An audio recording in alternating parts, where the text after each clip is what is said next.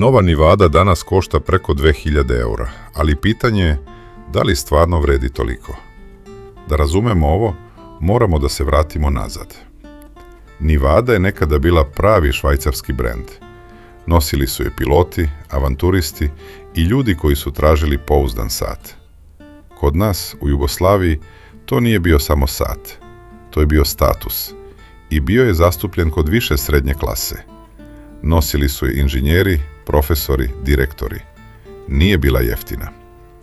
Iako nije bila popularna kao neki drugi brendovi, bila je prisutna na rukama naših ljudi. Onda dolazi kvarcna kriza.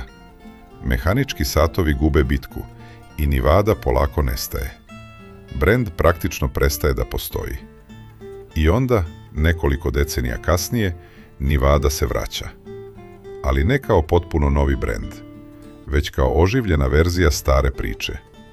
I tu nastaje pitanje, da li je ovo stvarno Nivada ili samo nostalgija? Danas nova Nivada košta oko 2000 eura ili više. Dobijaš švajcarski mehanizam, solidan kvalitet izrade i dizajn inspirisan 70-im. Ali to više nije isti brend koji je postojao nekada. Ako gledaš čisto vrednost, postoje satovi i brendovi koji nude daleko više za isti novac. Ali ako gledaš emociju, istoriju i dizajn, onda Nivada ima smisla.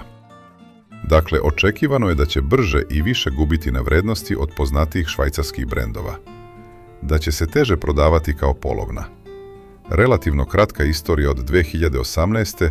zahteva da se još dokazuje u smislu kvaliteta i pouzdanosti. Nekada poznati brend, danas se ponaša kao mikrobrend. Mali tim, ograničena proizvodnja, fokus na entuzijaste i direktna prodaja. Ovo više nije sat iz perioda 70-ih. Ovo je sat koji prodaje nostalgiju u lepo upakovani vintage dizajn. Dakle, da li vredi? Ako želiš priču i sviđa ti se vintage izgled, da. Ako želiš najbolju vrednost za novac, verovatno ne.